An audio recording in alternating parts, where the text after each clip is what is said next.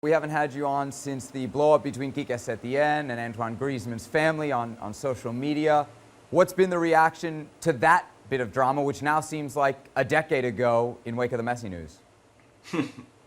It's amazing how fast things move, isn't it? How quickly we leave one story behind and move on to the next one. Because, of course, what happens, particularly in a time of crisis at a club like Barcelona with the degree of media speculation and attention that's on them, is that things do move very, very fast. And I think that's another thing which, and I didn't mention it earlier, but that's part of the context of this piece of news coming out about Messi as well. It's about that sense that things aren't right, and now's the time that you can perhaps force a change on the club.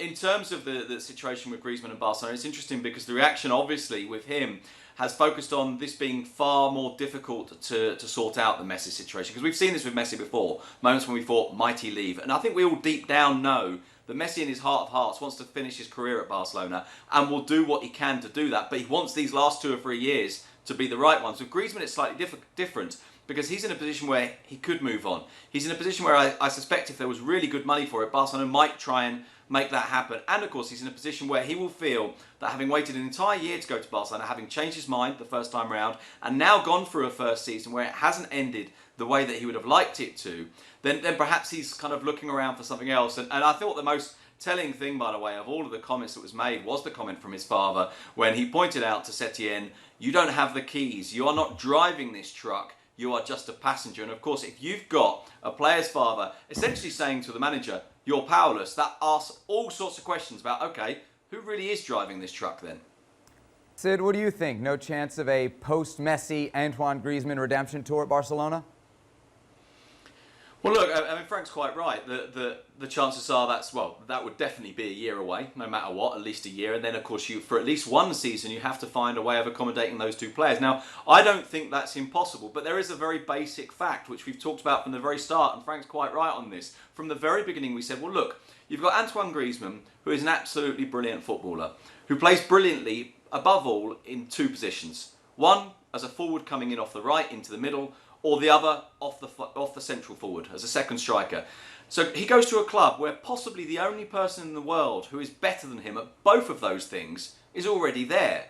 And so it was always going to be difficult to find a place for him. Now, I think there's a mechanical problem there. I think there's a degree of a personal problem, but I think that's possibly been overplayed in terms of this idea that we have that Messi and Suarez didn't want him in the team. I don't think that's entirely true. I think it's true that they wanted Neymar because they knew that would work. But I think they would find a place for him if they could see it happening.